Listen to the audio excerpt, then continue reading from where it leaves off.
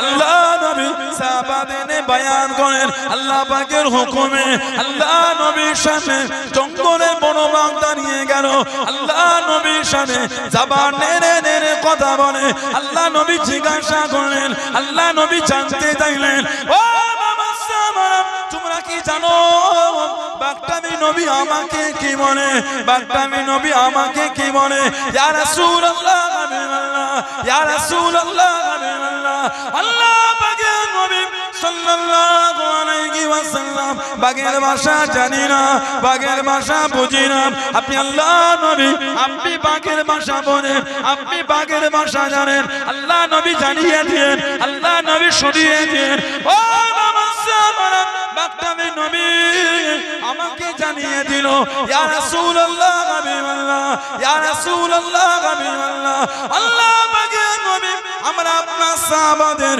বকরিগুলোকে মুখে করে নিয়ে চলে যাই ওদের বড়টা কষ্ট হয় ওদের বড়টা রাগ হয় আপনি যদি মানা করেন আর মুখে করে নিয়ে যাব না আপনি যদি হুকুম করেন আবারও নিয়ে যাব সাহাবাদের জিজ্ঞাসা করলেন ও বাবা সাহাবারা তোমাদের কি রাগ হয় তোমাদের কি কষ্ট হয় ইয়া রাসূলুল্লাহ হাবিবাল্লাহ হুজুর আমাদের কোনো কষ্ট নয় আপনি বাগেদের বনে না তারা যেন আমাদের বকরি নিয়ে যায় ও যুবক আল্লাহ নবী বাগের সাথে বাগের ভাষায় কথা বলতেন জোরে বলুন সুবহান আর একটু জোরে বলুন সুবহান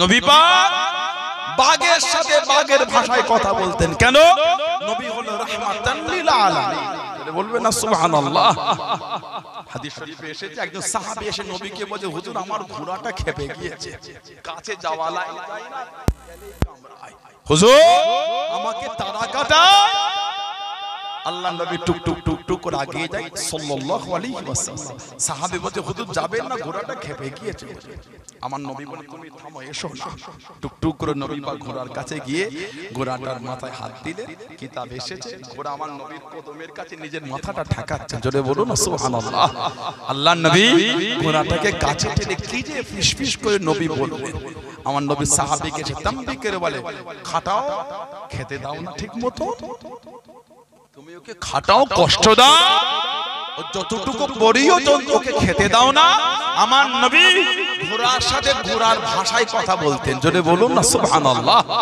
আল্লাহ যে আমাদের নবীকে রাহমাতান লিল আলামিন গোটা আলামের জন্য দয়া এতটাই নবী রহমতের নবী এতটাই নবী দয়ার নবী আমার নবী জীবনও কোনোদিন নবী তলোয়ার দ্বারা কাউকে আঘাত করে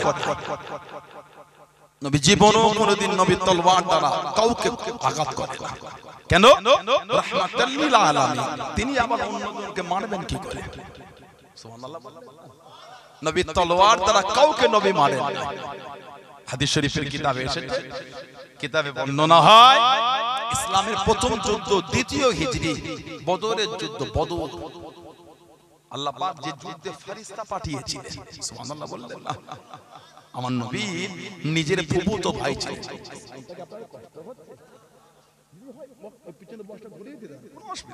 যদি কষ্ট দেয় ঘুরিয়ে দেন আমার নবী নিজের ফুফুতো ভাই হযরতে জুবায়ের ইবনুল আওয়াম জুবায়ের ইবনুল আওয়াম রাদিয়াল্লাহু তাআলা নবী ওনাকে বলেছিলেন জুবায়ের তোমার ভঙ্গিমায় আল্লাহর ফেরেশতারা দুনিয়ায় নাজিল হয়েছে তুমি যেমন সেজেছো ঠিক তোমার মতন সেজে ফেরেশতা এসেছে জোরে বলবেন না একটা দুটো না কম বেশি 5000 যেদিন আবু বকর সিদ্দিক রাদিয়াল্লাহু তাআলা মুসলমান হলেন তার পরের দিনে গিয়ে উনি মুসলমান হয়েছে মাত্র 15 বছর বয়স জুবায়ের ইবনুল আওয়াম আল্লাহ নবীর সঙ্গে বদরের যুদ্ধে চলে গেলেন ও যুবকেরা 313 জন সাহাবা মাত্র দুটি ঘোড়া একটা ঘোড়া বিরে হযরত জুবায়ের ইবনুল আওয়াম রাদিয়াল্লাহু তাআলা আনহু হলদে পাগড়ি মাথায় দিয়ে যুদ্ধখানা চালিয়ে যায় যুদ্ধখানা করে যায় আল্লাহ নবী জানিয়ে দেন আল্লাহ নবী শুনিয়ে দেন ও বাবা জুবায়ের রাদিয়াল্লাহু তাআলা আনহু হলদে পাগড়ি পরেছো বাবা, হলদে পাগড়ি পরেছো বাবা। আল্লাহ পাকের দরবারে এতটা পছন্দ হয়ে গেল, এতটা কবুল হয়ে গেল। আল্লাহ রাব্বুল আলামিন বদরের জমিনে ততজন ফেরেশতা পাঠিয়েছেন বাবা, ততজন ফেরেশতা এসেছে বাবা। সবার মাথায় হলদে পাগড়ি পরে এসেছে। ও বাবা সুবহান, তোমার ভঙ্গিমায়, তোমার ভঙ্গিমায় আল্লাহ পাকের ফেরেশতারা নাজিল হয়েছে। জোরে বলুন সুবহান, আর একটু জোরে বলুন সুবহান। তুমি যেমন সেজেছো ঠিক তোমার মতন সেজে ফেরেশতারা দুনিয়ায় এসেছে। জোরে বলবেন না? সব ফেরেশতারা মাথায় হলদে পাগড়ি পরেছিল। নবী বললেন জুবায়ের তুমি হলদে পাগড়ি পরেছো, আল্লাহ যত ফেরেশতা বদরে পাঠিয়েছে তোমার মতন হলদে পাগড়ি পরিয়েই পাঠিয়েছে। এত ক্ষমতা আল্লাহ দিয়েছিলেন, একদিকে উনি, একদিকে 1000। আল্লাহ পাক উনাকে একাই জয়ী করে দিলেন। উনি 1000-এর সাথে উনি একাই লড়াই করতেন। জোরে বলবেন না সুবহানাল্লাহ। যাতে নবী পাক সাল্লাল্লাহু আলাইহি ওয়াসাল্লাম বদরের জমিনে আছেন। আমার নবী পাকের দুই পাশে, এক পাশে হযরত জিবরাইল আলাইহিস সালাম, এক পাশে মিকাইল আলাইহিস সালাম। এই দুজনে সাদা জামা পরে নবী পাকের দুই দিকে দাঁড়িয়ে নবী পাকের হয়ে যুদ্ধ করেছিলেন। সেটা বলবেন না সুবহানাল্লাহ। নবী তলোয়ার দিয়ে জীবন করে দিল, নবী কাউকে মারেন না। এরা নবীর মাকামই বোঝে না। যারা যারা নবীর সামনে বিয়াদবি করে, মাঝে মাঝে নেটে দুই একটা ভিডিও আমাদের চোখে পড়ে না, কথা বলে না, কিছু কিছু আমাদের মতন সাজুগুজু করা বক্তা মাইকে বক্তব্য দিতে গিয়ে বিয়াদবি বলে কিছু বলে ফেলে না, ওটা নবীর শানই বোঝে না। নবীর মাকাম যদি ওরা বুঝতো, নবী পাকের সামনে বিয়াদবি করতো না। যে নবীর শান হলো আল্লাহ পাকের কুরআন। জোরে বললেন আলহামদুলিল্লাহ। আল্লাহ নবী সাহাবাদের লেগে লেগে চলে যায়। ও যুবকে, আল্লাহ নবী সাহাবাদের টুকটুক করে আগিয়ে যায়। আল্লাহ নবীর পিছন দিকে সাহাবারা থাকতেন, আল্লাহ নবীর ডান দিকে সাহাবারা থাকতেন, আল্লাহ নবীর বাম দিকে সাহাবারা থাকতেন। আল্লাহ নবীর সামনে সাল্লাল্লাহু আলাইহি ওয়াসাল্লাম টুকটুক করে গিয়ে গিয়ে দিলেন। আল্লাহ নবী জানিয়ে দেন, আল্লাহ নবী শুনিয়ে দেন, ও আমি নবী, আমার এত কাছে এসো না, আমার এত কাছে হাঁটো না, আমার এত কাছে যেও না। আমি নবী, আমার থেকে দূরে চলে যাও, আমার থেকে দূরে চলে যাও, আমার এত কাছে এসো না, আমার এত কাছে যেও না। ফাইন্না হাযা মাকামুল মালাইকাতি, ফাইন্না হাযা মাকামুল মালাইকাতি।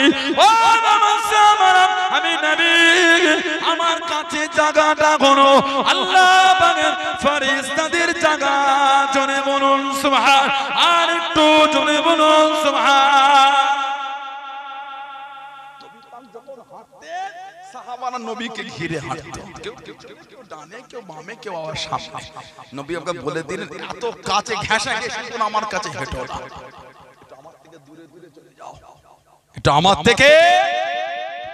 আমরা যখন এলাকায় নেতা, একটু গণ্যমান্য ব্যক্তি, বড় বড় পুলিশ অফিসার যখন দেখি, আমাদের গার্ড সাইডে কাছে কাছে গার্ড, বডিগার্ড, কথা বলে না, এটা হ্যাঁ গো, যেমন সম্মানের অধিকার তার তেমন গার্ড থাকে না, থাকে না।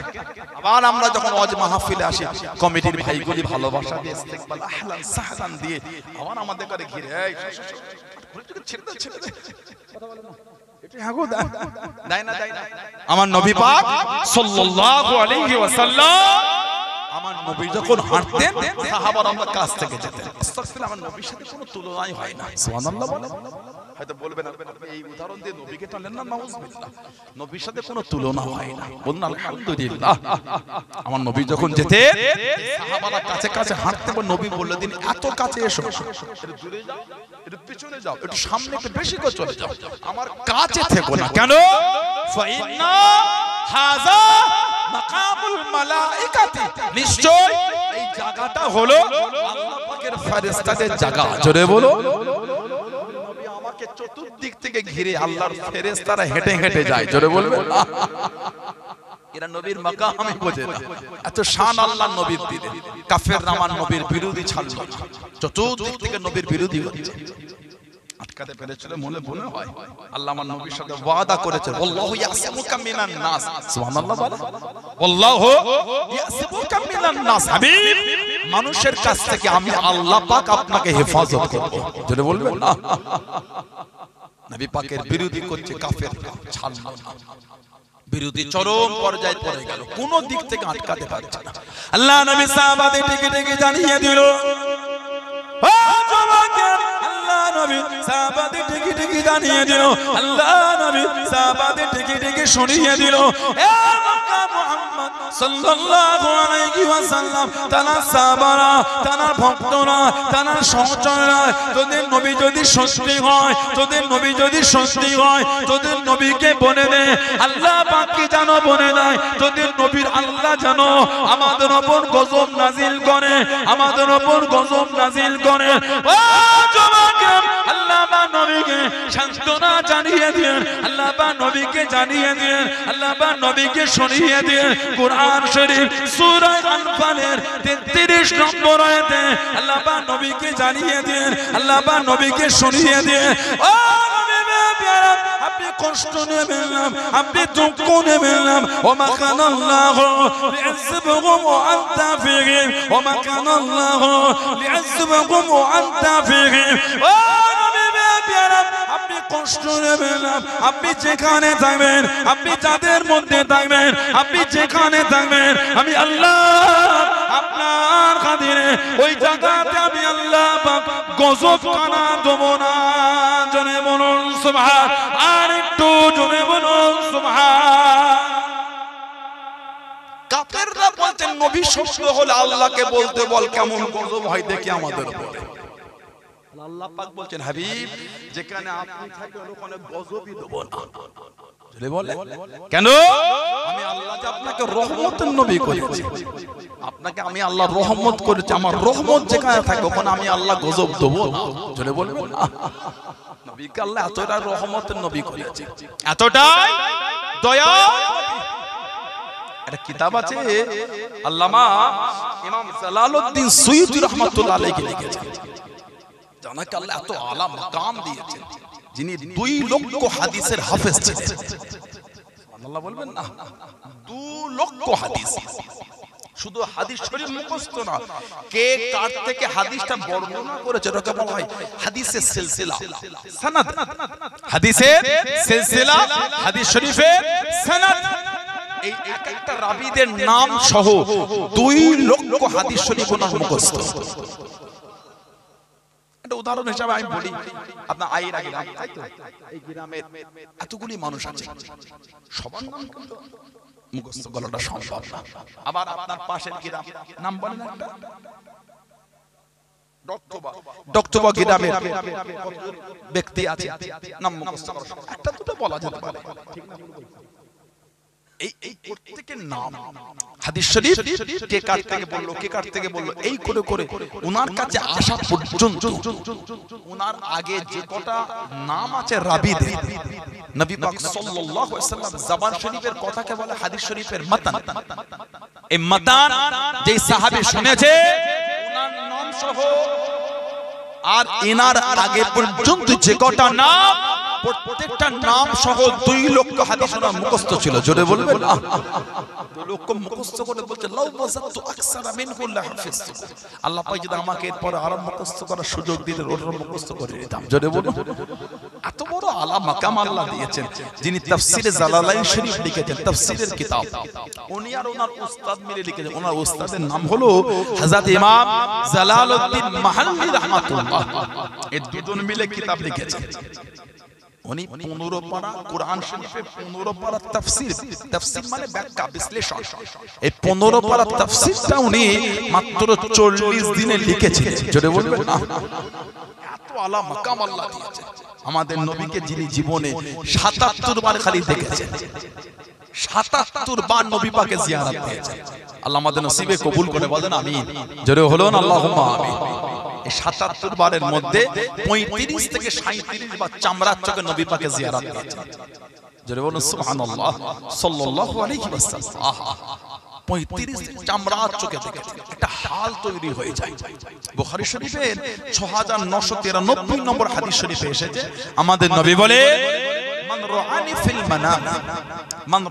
ফিল মানাম ফাসায়ারানি ফিল ইয়াকযাত, যে ব্যক্তি আমি নবী আমাকে স্বপ্নে দেখবে, সে ওয়াচিরেই আমি নবী আমাকে জাগ্রত অবস্থায় দেখতে পাবে। এই ওয়াচিরে জাগ্রত অবস্থায় দেখা অনেকে মানে নিয়েছেন কিয়ামতের দেখা, কিন্তু যিনি নবী পাককে দুনিয়ায় দেখবেন তিনিও কিয়ামতে দেখবেন, যিনি দেখবেন না তিনিও বলেন তিনিও দেখবেন। তাহলে হাদিস শরীফের খাস নবী যে করলেন, হাদিস শরীফের ইশারা তো আলাদা, মান রাআনি ফিল মানাম, যে আমাকে স্বপ্নে দেখবে, ফাসায়ারানি ফিল ইয়াকযাত, সেই আমাকে ওয়াচিরে জাগ্রত অবস্থায় দেখবে। তাহলে কিয়ামতে কি যে দুনিয়ায় দেখবে না তিনি দেখতে পাবেন না, তিনিও তো দেখবেন। তাহলে এই হাদিস শরীফ কিয়ামতের ইশারা না, এই হাদিস শরীফ হলো দুনিয়াতেই আল্লাহ আমার নবীকে তানাকে একটা হাল হয়ে গিয়ে জাগ্রত অবস্থায় দেখতে পাবে। বললেন আলহামদুলিল্লাহ।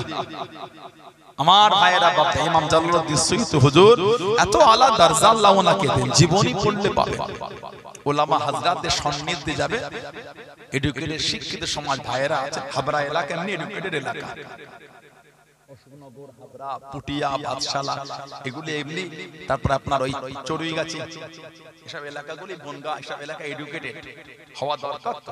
এডুকেশন না হলে সমাজ বড় হওয়া যায় না, এডুকেশন না হলে একটা পরিবেশে গিয়ে নিজেকে মিলিয়ে নেওয়া যায় না, এডুকেশন না হলে সমাজের লোকের কাছে কথা বলা যায় না, এডুকেশন দরকার। কিন্তু বর্তমান আলহামদুলিল্লাহ মুসলিম উম্মাহ এডুকেশনে অনেক অ্যাডভান্স হয়েছে, সুবহানাল্লাহ বলেন। আল্লাহ আমাদের ভাই বোনগুলিকে আরো শিক্ষিত করেন, আরো শিক্ষিতা করেন, বলুন আমিন, জোরে বলুন আমিন, জোরে বলেন আল্লাহুম্মা আমিন। কিছু কিছু মানুষ বলে মুসলিমরা শিক্ষায় অনেক পিছিয়ে, এটা বলো না, এগুলি বলে আমাদের করে আর দুঃখ দিও না। আলহামদুলিল্লাহ আমাদের বাড়ির ছেলে মেয়ের আগের থেকে এখন অনেক অ্যাডভান্স হয়ে গেছে, সুবহানাল্লাহ বলেন। ঠিক না ভুল বলছি? মিশনগুলি গিয়ে দেখেন, বাংলায় যে আনাচে কানাচে মিশনগুলি গড়ে উঠেছে, বিভিন্ন মিশন। আমি কদিন আগে দেখছিলাম আমাদের হাওড়া জেলায় একটা মিশন আছে, এখন গোটা ভারতবর্ষ ছড়িয়ে গেছে। আল আমিন মিশন বলে একটা মিশন আছে, আল আমিন মিশন। আমার যিনি আল আমিন মিশনের কর্ণধার আমার নুরুল চাচা, এত ভালোবাসেন, এত বিনয়ী, এত নম্র, এত ভদ্র। আমি 2023-এ হজে গিয়ে একসাথে আমরা এমনি আমার ফ্যামিলিকে উনি আগে থেকেই সম্মান করেন। ওই এলাকাটা আমাদের খলতপুর বলে এলাকা, হাওড়া জেলা, খুব ভালোবাসার জায়গা আমাদের। তা কত 2023 একসাথে হজে ছিলাম আমরা, এক রুমে থাকতাম, এক বিছানায় ঘুমাতাম, এক প্লেটে খাওয়া বললো ভুল হয় না। প্রায় 40 দিন কম বেশি একসাথে ছিলাম আমরা। ওই মিশনের ওইখানে ভিতটা প্রথম কিন্তু আমার দাদুজান আলা হযরত জুলফিকার আলী সিদ্দিকী ছোট হুজুর রাহমাতুল্লাহ দিয়েছিলেন। ছোট উনি এখনো বলেন যে বাবা আপনার দাদুর দোয়াতে কিন্তু আল্লাহ এত বড় করেছে। এত ভালোবাসেন উনি আমাদের ফ্যামিলিকে, ওনার গোটা ফ্যামিলি, ওনার আহলিয়া, আমার চাচি যান, ওনার মেয়ে ছেলে, এত ভদ্র, এত নম্র, এত বিনয়। আমি কদিন আগে মিশনে গিয়েছিলাম, দেখলে জান ভরে যাবে।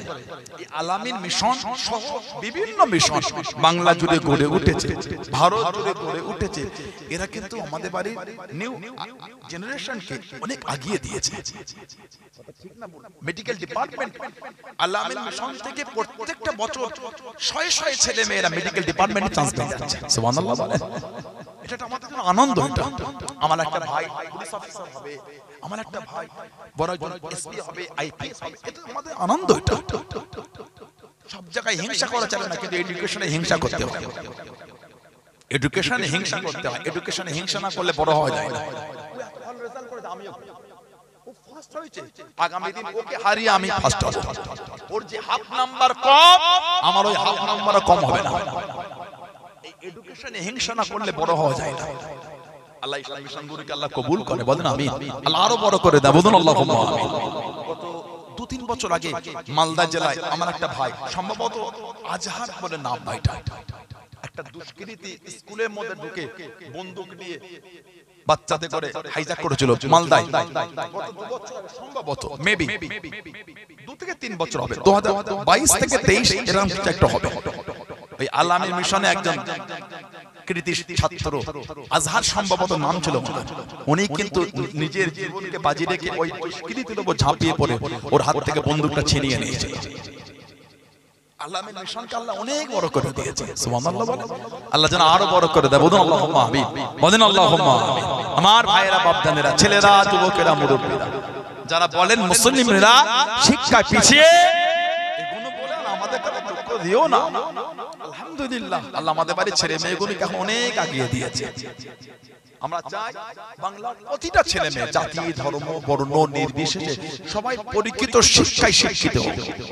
শুধু শিক্ষিত হলে হবে না, পরীক্ষিত শিক্ষায় শিক্ষিত হোক। এডুকেশন আছে, মন থেকে নোংরা বীজ যায় না, ওই শিক্ষার কোনো দাম নাই। ঠিক না ভুল বলছি? আপনি শিক্ষা নিয়ে রাত দিন অন্য সম্প্রদায়কে ঘৃণা করছেন, গাল দিচ্ছেন, তো মানুষের মধ্যে পড়ে না। ঠিক সেটা মুসলমানের মধ্যে হোক, অন্য সম্প্রদায়ের মধ্যে হোক। যে একটা অন্য সম্প্রদায়কে সম্মান করতে পারো না, কিসের তার শিক্ষা? এই শিক্ষা আমরা আশা করি না। আর এই ব্যবহার বাংলা কৃষ্টি কালচার, বাংলার সভ্যতা, বাংলার ভদ্রতা, জাতি, ধর্ম, বর্ণ নির্বিশেষে আপামর সকল যেভাবে কালো সম্প্রীতি দেখিয়েছে, আজও দেখাচ্ছে, আগামীতে ইনশাআল্লাহ দেখাবে। ঠিক না ভুল বলছি? আমরা ওই নোংরা পরিস্থিতি, হীন মানসিকতা ব্যক্তিদের ঘৃণা করি যারা রাত দিন ধর্ম নিয়ে হিংসা করতে ব্যস্ত থাকে। ঠিক না ভুল বলছি?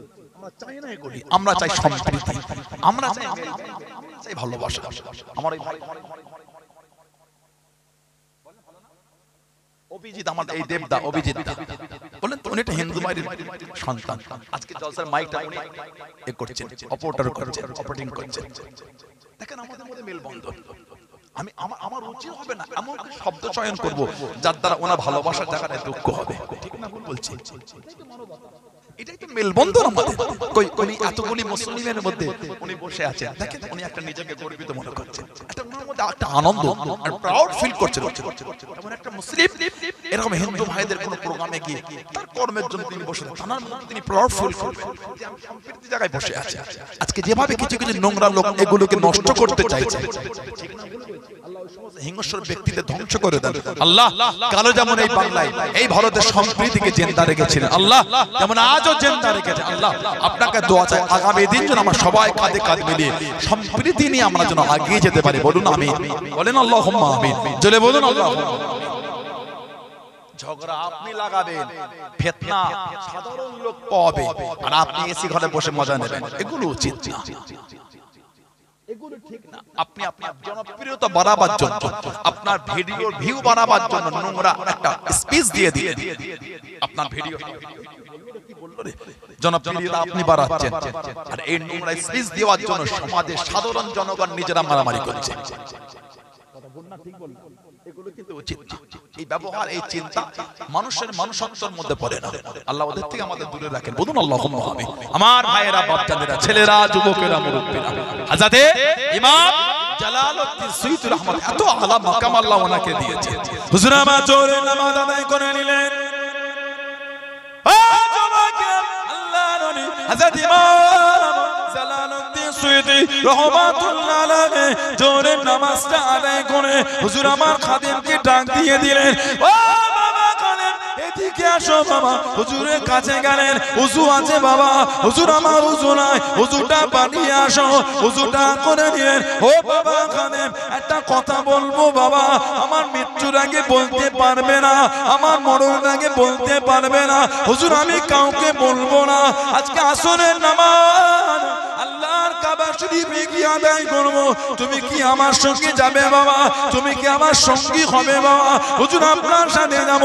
ও যুবকেরা, আল্লাহর নবী হযরত ইমাম জালালউদ্দিন সুয়ুতী রহমাতুল্লাহ আলাইহি হুজুর আমার খাদেমকে হুকুম দিলেন, আমার হাতটাকে ধরো বাবা। হুজুরের হাতটাকে ধরে নিলেন, চোখ দুটি বন্ধ করো, চোখ দুটি বন্ধ করে নিলেন। ও বাবা খাদেম, আমি জালালউদ্দিন রহমাতুল্লাহ আলাইহি আমার সাথে সাথে 27 কদম হেঁটে হেঁটে চলো, 27 কদম হেঁটে হেঁটে চলো, 27 কদম হেঁটে হেঁটে গেলেন। ও বাবা কানেম চোখ দুটি খোলো বাবা, চোখ দুটি খুলে দেখেছেন আল্লাহ পাকের কাবা শরীফের সামনে দাঁড়িয়ে আছেন জোরে বলুন সুবহান আর একটু জোরে বলুন সুবহান আল্লাহ পাকের কাবা শরীফ তওয়াফ করে নিয়ে আমি zamzamটা পান করে নিয়ে আল্লাহ পাকের কাবা শরীফের সামনে আসরের নামাজটা আদায় করলেন ও বাবা কাদের চতুর্দিকে ঘুরে ঘুরে দেখো আমাদের এলাকার কত মানুষ কত পরিচিত ব্যক্তি তাদের সাথে যাবে না আমার সাথে যাবে হুজুর আপনার সঙ্গে যাব আল্লাহর ওলি হযরত ইমাম জালালউদ্দিন সুয়ুতি রহমাতুল্লাহ জানিয়ে দিয়ে ও বাবা কাদের আমার হাতটাকে ধরো বাবা হুজুরের হাতটাকে ধরে আমি জালালউদ্দিন আমার সাথে সাথে 7 কদম হেঁটে হেঁটে চলো 7 কদম হেঁটে হেঁটে গেলেন চোখ দুটি খোলো বাবা চোখ দুটি খুলে দেখেছিলেন যেখানকার মানুষ বাড়িতে দাঁড়িয়ে আছেন জোরে বলুন সুবহান আর একটু জোরে বলুন সুবহান 27 কদম হেঁটে গেছেন কাবা শরীফের সামনে চলে গেছেন জোরে বলুন জোরে বলা গেল না 7 কদম হেঁটে এসেছেন বাড়ির লোক বাড়িতেই দাঁড়িয়ে আছে জোরে বলা গেল না আমার নবীকে জীবনে 77 বার খালি দেখেছে বলুন সুবহানাল্লাহ উনি একটা কিতাব লিখেছেন আল ইতকান ফি উলুমিল কুরআন কোন আয়াত শরীফ কেন নাযিল আল্লাহ করলেন কোরআন শরীফে যে 6666 টা আয়াত 114 খানা সূরা এর নাযিলের পিছনে একটা কারণ আছে ওটাকে বলা হয় সানে নজুল সাবাবে আয়াতে নজুল আয়াতটা কেন নাযিল হলো সূরাটা কেন নাযিল হলো তবে কোরআন শরীফের বেশিরভাগ সূরা আয়াত আল্লাহ পাক বান্দা বান্দিকে ভালোবেসে বিনা কারণে আল্লাহ দিয়েছেন জোরে বলুন তবে কিছু কিছু আয়াত সূরার কারণ আছে তার মধ্যে সূরা আনফাল 33 নম্বর আয়াত সাহাবাদের যখন কাফেররা বলতো নবী যদি সত্য হয় আল্লাহকে বলতে বল না কেমন গজব দেয় দেখি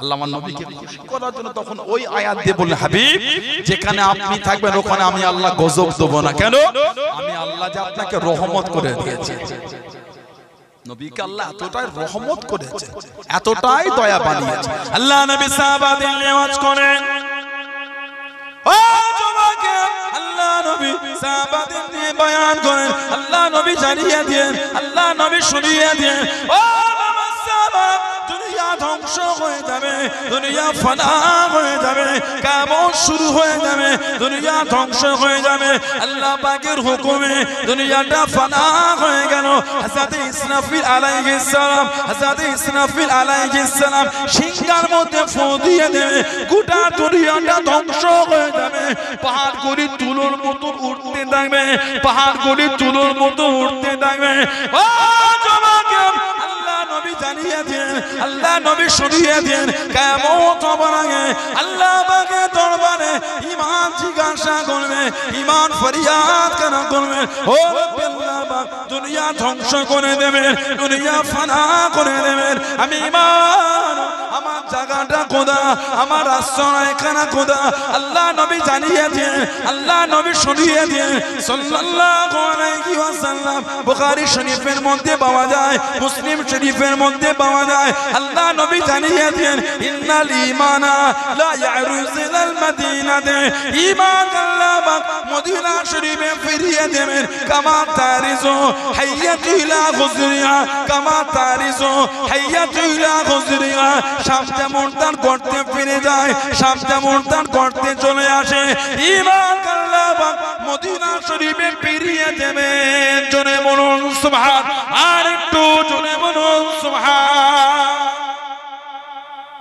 কিয়ামতের আগে আমাদের এই ঈমানের হিফাজত হবে রাসূলুল্লাহর দরবার জোরে বলুন নবীর দরবার ধ্বংস হবে না আমার নবী বলেন মা বাইনা বাইতি ও মিম্বারি রাউদাতুম মির রিয়াদিল জান্নাত আমি নবী আমার ঘর আর আমার মিম্বার এর যে মধ্যখানের জায়গা এটা হলো আল্লাহ পাকের জান্নাতের বাগান সমূহের মধ্যে একটা বাগান জোরে বলুন জান্নাত ধ্বংস হবে না কিয়ামত যখন হবে আমার আল্লাহ ওই জায়গাটাকে আল্লাহ পাকের হুকুম ওটা উঠিয়ে নেবেন ঈমান আমার নবী পাকের দরবারে হেফাজত ঈমান ধ্বংস হবে না জোরে বলুন কিয়ামতের আগে দাজ্জাল বার হবে কানা কাফির দাজ্জাল চোখটা কাফেরটা কোনো গাল না, কাফের কোনো বলে কি গালি না, কাফের হলো একটা চীনা সিম্বল।